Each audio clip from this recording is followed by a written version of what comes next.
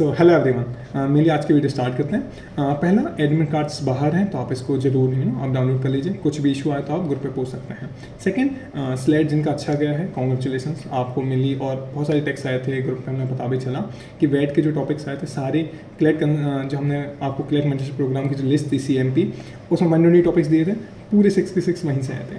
साथ में हमने क्लेट के लिए भी मोस्ट पर्टिकुलर टॉपिक के लिस्ट हमने ग्रुप पे डाल दिए, आप उसको देख लीजिएगा। 55 टॉपिक्स हैं, ऑलमोस्ट इसी से आने वाले हैं, ठीक है। एंड हमें बहुत कभी भी मेरा हमेशा लिस्ट बनाने का बेस ये हुआ ना कि वेट में क्या हुआ, बहुत सारी कोचिंग्स थी, टॉप कोचिंग्स थी, जिनको हम टॉप कोचिंग्स कहते हैं, एक भी टॉपिक इनकी लिस्ट में से नहीं आया। आया भी तो 1 या 2 आए, राइट। क्यों? जो लिस्ट मैंने प्रोवाइड की थी, क्लाइंट मेंटरशिप प्रोग्राम में प्रोवाइड की थी, क्यों आया उसमें से? मेरा हमेशा से बेस न्यूज़पेपर होता है। किसी भी कॉम्पिटेटिव एग्जाम में जो लॉ का है, कंसल्टिंग में कह रहा हूँ ना, आपको बेस पेपर होना चाहिए। और पेपर में हमेशा जो MIT बना रहा हूँ मैं, पेपर से ही बनाता हूँ। पेपर में क्या आ रहा है, और कोई भी न्यूज़ अगर द हिंदू इंडियन एक्सप्रेस में अगर 5 से 6 टाइम्स आ जाए, 5 से 6 दिन तक कवर हो जाए, दैट्स इंपॉर्टेंट। तो मेरा क्राइटेरिया यही है। कंसल्टिंग में क्या रहा है, कंसल्टिंग का भी यही है और आपका भी यही होना चाहिए। नेक्स्ट, एक और मैंने MIT जून की रिलीज़ कर दी है, जुलाई की भी दे दी है, अप्रैल और मई की मैं आज आपको शेयर कर दूंगा। 100 डेज़ रूल, पहला ये प्रायोरिटी से 100 डेज़ को रिवाइज करिए, उसके बाद आप आगे जाइएगा। ओके, अभी भी कोई भी आपकी क्वेरी आ रही हो, आप सीधे अनुपम को टेक करिएगा, अमद को टेक करिएगा। तरुणी सब एनालाइज हैं, कुछ HNLUs हैं, RN हैं, अनुष्मिता है DNLUs से, तो इन सब आप टैग करिए, पूछ लीजिए। एक सिंपल से एश्योरेंस मैं हमेशा स्टूडेंट्स को देता हूँ और क्लेट मेंटरशिप प्रोग्राम में देता है कि आप किसी भी क्वेरी और डाउट के साथ 23 जुलाई को एग्जाम लेने नहीं जाएंगे। सारी क्वेरीज हम पे छोड़ लीजिए, हम आप आंसर करेंगे, ठीक है। और नंबर्स आई केस, आप अगर कोई क्वेरी है आप कॉल भी कर सकते हैं, नीचे मेरा नंबर है, टेक्स्ट कर सकते हैं। ओके, नेक्स्ट, एडमिट कार्ड के बाद कई बच्चे पैनिक कर रहे हैं, स्ट्रेस आउट हो रहे हैं। कोई सी ज़रूरत नहीं है, ठीक है। आई नो थोड़ा सा स्ट्रेस आउट होंगे, पैनिक करेंगे, but I always say difference क्या होगा, जो बच्चे क्लियर करेंगे और जो नहीं करेंगे। कौन कम स्ट्रेस आउट हुआ, कौन कम पैनिक हुआ इस पर्टिकुलर नेक्स्ट 7 डेज में और एग्जाम वाले दिन में, क्योंकि हर कोई पैनिक कर रहा है। मैं जिन बच्चों को मेंटर कर रहा हूँ उसमें 110 प्लस लाने वाले 117 हैं, 100 प्लस लाने वाले 437 हैं, 90 प्लस लाने वाले 540 स्टूडेंट्स हैं, 80 प्लस लाने तो थाउजेंड्स में, बहुत सारे हैं। ऑलमोस्ट हर अच्छे स्कूल ला रहे हैं, क्योंकि जो स्ट्रेटेजी हमने भेजी थी, जो हमने आपको सीक्वेंस बताया, सब कुछ वो काम कर रहा है आपको इस मेनली। ओके, इसके बाद मैं हमेशा कहता हूँ, कभी बर्डन वो भी ले रहा है ना, हेक्टिक वो भी हो रहा है, जो उसके 110 आ रहे हैं, जिसके 50-60 आ रहे हैं, वो भी टेंशन ले रहे हैं।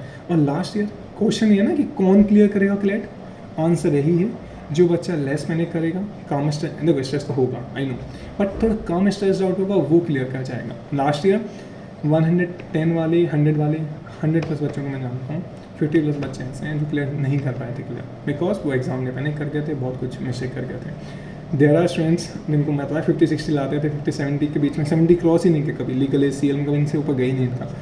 समर्थ, तन्वी, शाश्वत, रोशन, कीर्ति, आयुषी, श्रेया, ऐसे 80 बच्चे हैं जो नालसार में, GNLU Jodhpur, NHS Kolkata, NLU Mumbai, HNLU आमिल लखनऊ में बैठे हुए हैं।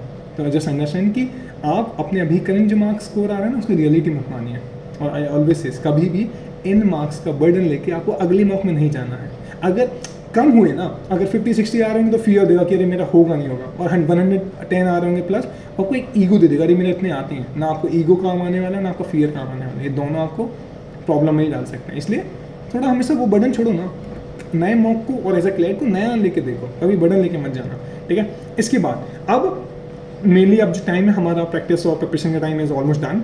हमें जितनी करनी थी कर ली है। अब जो हमारा टाइम है वो पहला है रिवीजन का, सेकंड माइंडसेट का है। माइंडसेट को बहुत अच्छे से रखना है, बहुत अच्छे से प्लान करना है, हैव अ पॉजिटिव एटीट्यूड कि पेपर में हम अच्छा करने वाले हैं।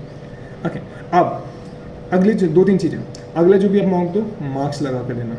ये वो चीज़ है ना जिसने हज़ारों बच्चों को लास्ट ईयर सफ़र किया था। मार्क्स तो नेसेसरी, आप बिना उसके लगा के नहीं जा सकते, आपको उसको लगा के एग्जाम देना पड़ेगा। तो अगले जितने मार्क्स दे दो, मार्क्स लगा कर देना, सेक्शनल टेस्ट दे दो, मार्क्स लगा कर देना, आपको उस दिन कुछ अलग ना लगे, और वही सेम मार्क्स आप वहाँ पहनोगे। I always suggest surgical masks best होता है। कोई N95 ज़्यादा कुछ बच्चे डबल ट्रिपल, भैया वहाँ पे आप पैनिक कर जाओगे, आप सांस नहीं ले पाओगे। वैसे तो क्लियर एग्जाम थोड़ा सा स्ट्रेस आउट दे ही देता ना, इसलिए आप वो वाला नॉर्मल सर्जिकल मार्क्स लगे। एक ब्लैक बॉल पेन ले लीजिए, उसी से सारा प्रैक्टिस करिए, जेल पेन मत लेना, और वही पेन वहाँ यूज़ करना।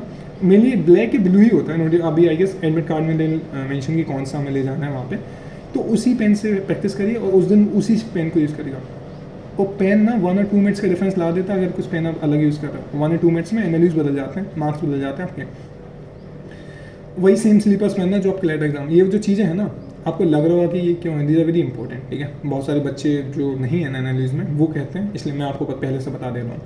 बहुत ही कंफर्टेबल क्लोथ्स में जाना है आपको मेन क्लैट जब देने जाओ, डो नॉट भी कुछ फैंसी शादी में नहीं जा रहे हैं वहाँ पे, ठीक है। इट्स एग्जाम, इसमें आप कंफर्टेबल हो, आप उसी में जाएगा, ठीक है। उसके बाद आपको एक, अब हम स्टार्ट करते हैं मेन वीडियो जो है कि हमें सीक्वेंस क्या रखना है, हमें अटेम्प्ट कितने करने हैं, सब कुछ का। पहला, इंस्ट्रक्शन को काफ़ी अच्छे से पढ़ेगा, इंस्ट्रक्शंस बहुत ज़रूरी होते हैं मेनली।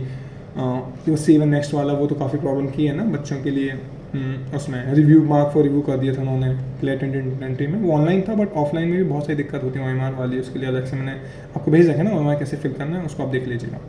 नेक्स्ट 10 मिनट्स, बच्चे पूछ रहे थे कि भैया क्या वो टाइम जब हम जो नेम लिखते हैं वो सब इंक्लूड होता है 2 आवर्स में? नहीं, इनिशियल में आपको मिल जाता है पेपर, तो नेम ऊपर मार्क करना वो अलाउड होता है, बाकी इंस्ट्रक्शंस आपको इसमें मिल जाएंगे, आपको जो एडमिट कार्ड आएगा ना उसमें मिल जाएगा। अब कितने अटेम्प्ट करने हैं, हमारा आइडियल अटेम्प्ट कितना होना चाहिए गाइस?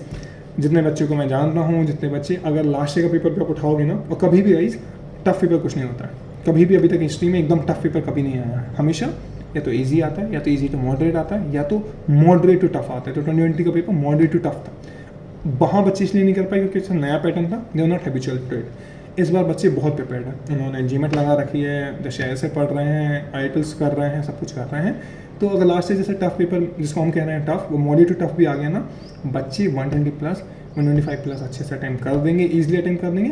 और जो हमारा कट ऑफ 80-75 गया था वो इवेंचुअली 15 से 20 मार्क्स ऊपर जाएगा इस बार कट ऑफ पेपर।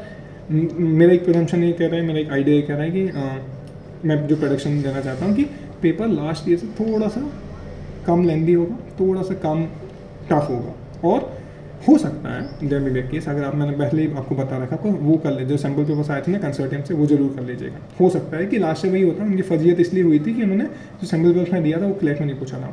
अब हमारे पास एक बेस नहीं है कि क्लेट 2020 का बस पेपर करो, हमारे पास 3-4 बेस हैं, 2020 का पेपर और जो सैम्पल पेपर्स दिए थे उसको, उसमें एनालिटिकल था। कहीं ये रूल नहीं लिखा है कि हर कोचिंग वाले बस 2-2 क्वेश्चन दे रहे हैं एनालिटिकल के, ज़्यादा आ गए तो क्या, स्लेट के लिए आपने पढ़ रखा होगा बट कर लीजिए प्रैक्टिस। मैं इंपॉर्टेंट टॉपिक्स कौन से करने हैं एनालिटिकल में वो भी मैंने लिस्ट ग्रुप पे पोस्ट किया है, क्लैट मेंटरशिप ग्रुप पे आप चेक कर लीजिएगा। अब अगर देखो पेपर अगर मॉडरेट टू टफ आता है तो आपको 120 प्लस और 125 प्लस का अटेम्प्ट रखना बहुत ज़रूरी है, क्योंकि मान और उसमें 85% एक्यूरेसी होगी, मतलब 125-130 अटेम्प्ट आप रखते हो, आपके हो सकते हैं 15 से 20 गलत हो जाए, तो आप 105 और फिर नेगेटिव होकर 100 प्लस आप कहीं पे स्टैंड करोगे। सेकेंड, अगर पेपर इजी आता है, इजी टू मॉडरेट होता है, किसी भी हाल में आपका अटेम्प्ट 135 से नीचे नहीं होना चाहिए, 130 प्लस तो मिनिमम, और 135, और कोई ऐसा सेक्शन जो इजी आया है वो आपका फेवरेट सेक्शन है जो आपसे बन रहा है, आप जिसमें अच्छे से हो, उसमें 140 प्लस 145 प्लस जा सकते हो। कभी भी ना माइंड में मत रखना हम इतना ही करेंगे, एग्जाम डे आप ज़्यादा पुश करिए अपने आप को, ठीक है। ऑल्सो कभी जितने भी टॉपर्स हैं ना, ये नहीं कि सब 2020 का आप किसी भी टॉपर्स को उठा के देखिएगा जिनका क्लियर हुआ है, जिनको मैं लिटरली जानता हूँ, 100 प्लस 500 प्लस स्टूडेंट्स हैं, तुम बहुत कम बच्चे मिलेंगे, रेयरली आपको मिलेंगे जिन्होंने 120 से कम अटेम्प्ट किया था। पेपर टफ था ना, बट इवेंचुअली उन्होंने 120 से प्लस, किसी के जैसे अनुपम कहता है कि उसने 137 किए थे, अमृत कहता है कि हमने तो और अच्छे किए थे, सभी ने एक अच्छा 130 प्लस 120 प्लस किया था। तो एक अच्छा अटेम्प्ट करना बहुत नेसेसरी है। आप ये मत सोचना कि नहीं हम बस 100 करेंगे। ऑब्वियसली ये मैंने 2 चीज़ें आपको बता दी, मॉडरेट टू टफ आए 125 प्लस का टारगेट रखिएगा, किसी भी हाल में करिएगा। ईजी आता है तो 130 प्लस 135 प्लस और 140 भी जा सकते हैं, इतना स्कोप आप रखिएगा। ऐसा ना हो 23 जुलाई को जब हमारा वॉइस चैट पे बात हो रही है, कॉल पे या मैसेज पे हमेशा ऑब्वियसली मेरी बात होगी, ऐसा ना हो कि आप कहो कि सर हमने 90 कर पाए, कोई फ़र्क नहीं पड़ता, आपने 90 वाले 100% एक्यूरेसी से किया हो, क्या हो जाएगा उस मार्क्स से? 80 की आपने 80 किए, 20 गलत हो गए, 60 बचा। आपने 100 किए, 20 गलत हो गए, 80 बचे, 75 बचा। आप, मैं नहीं चाहता कि क्रिकेट के सर हमने 100 किया, it should always be minimum आपको 120 प्लस से अटेम्प्ट ज़्यादा होना चाहिए, दिस इज माई सजेशन। और अगले मॉक्स जो आप दें 2-3 मॉक्स उसमें 125 प्लस का टारगेट करिएगा, पुश करिएगा, होगा, ठीक है, समझ आ गया। इसके बाद अब जब आप 130 प्लस कर रहे हो 90% की एक्यूरेसी रखिए, 85 to 90% एक्यूरेसी रखना बहुत ज़रूरी है, बिना उसके थोड़ा सा डिफिकल्ट होगा आपके लिए, ठीक है। अब कभी भी मिनिमम से मिनिमम केस में ना 110 क्वेश्चन हम जरूर अटेम्प्ट करेगा, उससे कम नहीं करेगा। अब देखो कई बार होता क्या ना, अब जो तुम बोलोगे कि फ्लूक्स नहीं मारते हैं बच्चे, टॉपर्स है ना, जो ऑब्वियसली नहीं कहेंगे कि हमने फ्लूक्स मारे हैं, बट 5-10 क्वेश्चन से फ्लूक्स चलता है, एंड दिस वेरी नॉर्मल। कभी भी अगर आप 2 ऐसे ही क्वेश्चंस में दो आप चार आपको नहीं पता उसका आंसर, अगर आप दो अपन ऑप्शन एलिमिनेट कर पाते हो तो आपको वो वाला क्वेश्चन जरूर अटेम्प्ट करना चाहिए। मैं हमेशा सजेस्ट करता हूँ जरूर अटेम्प्ट करिएगा। इसके बाद हमेशा हर सेक्शन में ना हम लेवरेज कितना ले सकते हैं, हम लेवरेज ले सकते हैं 3 to 5 मार्क्स का, ठीक है। हम हर सेक्शन में 3 to 5 मार्क्स छोड़ने का रखते हैं, तो भी हमारा 125 अटैम्प्ट जाएगा, समझ रहे हो। कभी भी ऐसा नहीं कि 10 सब में छोड़ दे रहे हो और हमारा 100 अटैम्प्ट हो रहा है। इसके बाद मैंने प्रेडिक्शन आपको बता दिया है। इसके बाद अगर आप टारगेट करो टॉप 3 एनालिस का, ओवरऑल आपका 120 प्लस आपका किसी भी हाल में, मॉडरेट टू टफ में भी और ईजी में 125 प्लस आपका होना चाहिए। अगर आप मेनली अगर आप 7 to 8 एनालिस का प्लान करें तो 115 प्लस आपको किसी भी हाल में, मॉडरेट टू टफ में और ईजी टू मॉडरेट में आपको अटेम्प्ट करना चाहिए। किसी भी सिनेरियो में आप 100 से कम अटेम्प्ट करेंगे, आप पहले ही कॉम्पिटिशन से बाहर हैं। कंसल्टेंट आपको बाद में करेगा रिजल्ट के बाद, आप पहले अपना को मत करिए बाहर, ठीक है। किसी भी हाल में अटेम्प्ट अच्छा रखेगा। अब हम आते हैं सीक्वेंस पे, हमारा सीक्वेंस क्या होना चाहिए। पहला सीक्वेंस, जिन बच्चों ने क्लियर किया है लास्ट ईयर 1000 प्लस बच्चे हैं, उन सबका सीक्वेंस को I asked for the sequence, एक एवरेज निकाल के this is a one sequence जो मुझे समझ आया, जो मुझे मिला, और this is the same sequence which I always suggest. मैंने लास्ट ईयर भी जो बच्चे थे उन्होंने भी यही सजेस्ट किया था, इस साल भी आपको यही सजेस्ट कर रहा है। पहला, आप जीके से स्टार्ट कर सकते हैं, GK, legal, English, critical, maths, ठीक है। सेकेंड सीक्वेंस, आप लीगल से शुरू करिए, जीके पे जाइए, क्रिटिकल पे जाइए, इंग्लिश पे जाइए और मैथ्स पे जाइए, ठीक है। लीगल में कितना टाइम लेना है, अराउंड 35 मिनट्स का टाइम रखेगा, ज़्यादा से ज़्यादा 40, उससे ऊपर नहीं। जीके में 10 मिनट्स, 8 में ख़त्म करने की कोशिश करिए, मैक्सिमम 10, उससे ज़्यादा नहीं। क्रिटिकल 25 मिनट्स का टारगेट करिए, हो सकता है 28 तक जाएँ, उससे ज़्यादा नहीं। इंग्लिश 25 के अंदर में आप खत्म करने की कोशिश करिए, हो सकता है 28 जाए बट उससे ज़्यादा नहीं। इसके बाद मैथ्स में अराउंड 15 मिनट्स का टाइम, इससे ज़्यादा आप नहीं दीजिएगा, और बचता भी नहीं है। लास्ट में हम इसको अटेम्प्ट करते हैं ना तो हमारे इतना टाइम नहीं बचता है एकदम इतना सारा कर पाए, ठीक है। ओके, अब हमने जो टाइम फ्रेम बताया ना आपको, 35 for legal, 10 minutes for GK, critical के लिए 25, ये मैं पीडीएफ आपको भेज दूंगा, तब चिंता मत करिए अगर आप नोट डाउन नहीं कर पा रहे तो। क्रिटिकल में 25, इंग्लिश में 25, मैथ्स में, ये total it amounts to around 110 minutes, ठीक है। ये क्यों जरूरी है 110 सोचना, हमारे पास 120 मिनट्स है ही नहीं। हम जो प्रजम्पशन में ना कि 120 मिनट्स है, नहीं आपके पास, 5 से 6 मिनट आपके OMR फिल करने में निकल जाएंगे, मिनिमम लग ही जाएगा आपको। कैसे का फिल करना है OMR, या तो आप पैसेज की बात करिए या सेक्शन की बात करिए। सेक्शन के बाद बहुत सारे बच्चों को कंफर्टेबल होता है, आप सेक्शन की बात भी कर सकते हैं, पैसेज की बात भी कर सकते हैं। बट अगर सेक्शन की बात कर रहे हैं ना, तो जो लास्ट वाला होगा ना पैसे, मतलब जो आपका होगा इस सीक्वेंस में, मैं आपको सजेस्ट करूँगा कि मैथ्स होना चाहिए। उस सिनेरियो में आपको पैसेज हर 5 के बाद लगाते जाना, क्योंकि जैसे 2 o'clock होता है ना, शीट छीन लेता है वहाँ पे।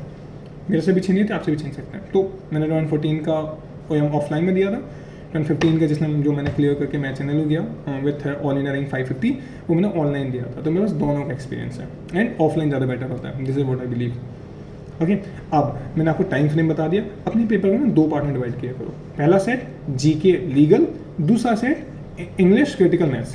पहला जो सेट है जीके और लीगल का 75 क्वेश्चन है, हमें इसको 45 to 50 मिनट्स में, 55 मिनट्स रख लो, ठीक है। 40 अपने लीगल को दे दिया, 10 यहाँ पे, तो 50 मिनट्स में हाफ ऑफ द पेपर पूरा कर लेना है। इसके बाद कितना टाइम बचा, 70 मिनट्स बचा और 75 क्वेश्चन बचे। ऑलमोस्ट हम एक क्वेश्चन को 1 मिनट दे सकते हैं, मतलब अगर इंग्लिश का कोई पैसेज है तो हम उसको 5 मिनट दे सकते हैं एक पैसेज को, समझ आ रहा है, इससे ज़्यादा नहीं। ठीक है, इसके बाद आप अगर 2 सेट है ना, तो आप हो सकता है आप जीके और लीगल के बीच में स्विच कर सकते हो, आप लॉजिकल और इंग्लिश के बीच में स्विच कर सकते हो, इट्स अप टू यू।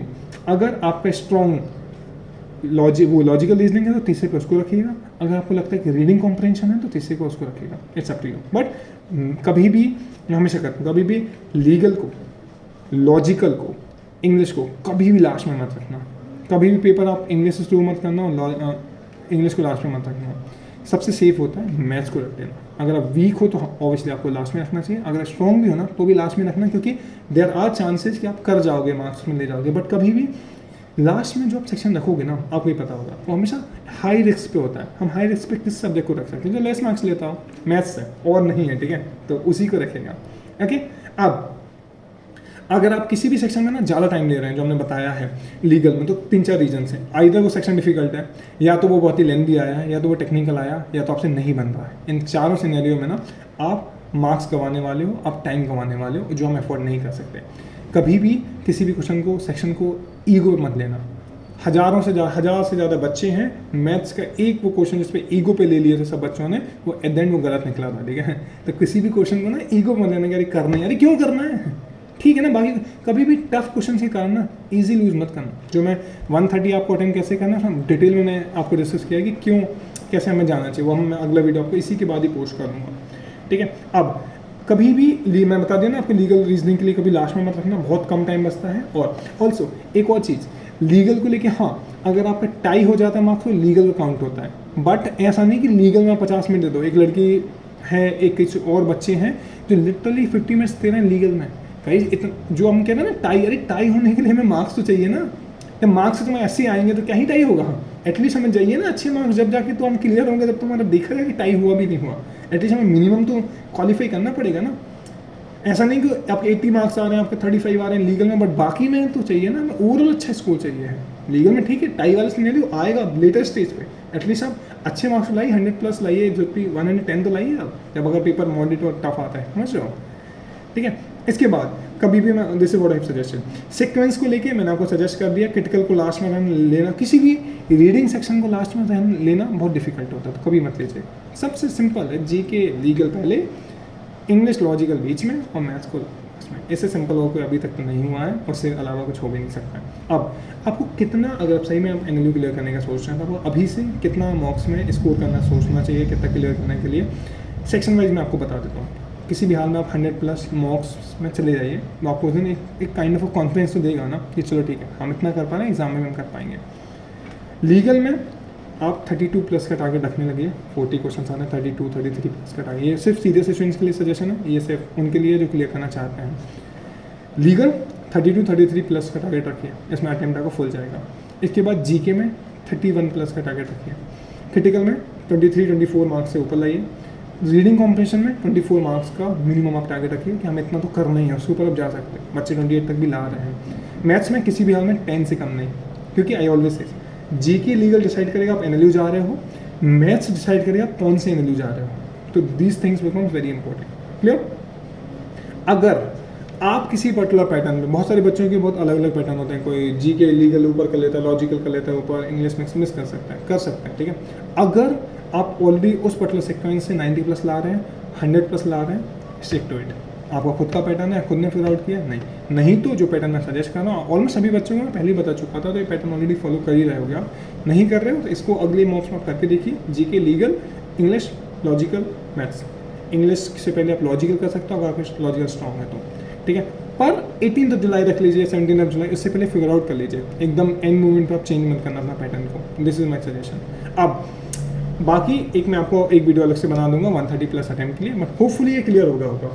मैं इसको वो कर देता हूँ आपके लिए ना, एंड समरी में बता देता हूँ। पहला, अगर आपका पेपर मॉडरेट टू टफ आ रहा है, आपको 120-125+ का टारगेट रखना चाहिए। अगर इजी आ रहा है, इजी टू मॉडरेट आ रहा है, तो किसी भी हाल में आपको 140 तक आप जा सकते हो, 135 तो जानी चाहिए आपके लिए। This is my suggestion. इसके बाद सीक्वेंस में हमने जीके लीगल फर्स्ट सेट अपन को रखना 50 मिनट्स के अंदर में कर लेना है, एंड सेकेंड हम किस पे आएंगे, हम आएंगे लॉजिकल, इंग्लिश, मैथ्स पे। इसमें कितना टाइम देना है हमें, हमारा 70 मिनट्स का कुछ टाइम रहेगा। और किसी भी सेक्शन में फंसना नहीं है, हमें मूव कर जाना चाहिए। कभी भी टफ क्वेश्चन निकालना है, ईजी को लूज नहीं करना, ठीक है। अब मेनली अब एक और चीज़ कुछ इंपॉर्टेंट है, कोई भी आपको इस पूरे सीक्वेंस में, इस वीडियो में ओवरऑल कोई भी क्वेरी आ रही है, आप मुझे डीएम कर दीजिए, मेरा नंबर यहाँ पे है, आप मुझे कॉल कर सकते हैं। लास्ट 10 डेज अटमोस्ट इम्पोर्टेंट, हम 24/7 हम कॉल ले रहे हैं, हम सब कुछ कर रहे हैं, आप मुझे कॉल डीएम कर सकते हैं। ग्रुप पे आएंगे आप, अनुपम अमत इन सबको टैग करके पूछ सकते हैं। अगर अभी तक आपने आईपीओ और एमएससीडी का फॉर्म नहीं भरा है, फिल कर दीजिए, दिस इज वेरी इंपॉर्टेंट। इसके बाद at the end of the day, अभी मैं आपको वीडियो इसके बाद अपलोड कर दे रहा हूँ 125+ वाला। और सारे जो अपने ग्रुप, अगर आपको नंबर नहीं मिल रहा है मेरा, आपको अगर ग्रुप का लिंक नहीं मिल रहा है क्लैटन मेंटरशिप प्रोग्राम का, तो आपको लिंक मैं प्रोवाइड कर दे रहा हूँ, you can have that link, आप ज्वाइन कर सकते हैं उससे। Also at the end of the day, हम सिर्फ क्लैट एस्पायरेंट बनने के लिए नहीं, हम एनएलयू स्टूडेंट बनने के लिए आए, ठीक है। हमें बस सिर्फ कोचिंग तो फीस देने के लिए और ये सब नहीं, हम क्लैट एस्पायरेंट बन के नहीं रहेंगे, हमें एक एनएलयू का स्टूडेंट बनना है। तो लास्ट 7 डेज जितने एफर्ट्स लगा सकते हो ना, लगा दो, क्योंकि वो खुद के लिए एफर्ट्स हैं। और इन 7 दिन के एफर्ट्स, इन 7 दिन का आपको थोड़ा सा डिस्कम्फर्ट आपको आगे 5 साल कंफर्ट में डाल देगा। तो guys that's all for the today video, thank you so much, bye bye, all the very best.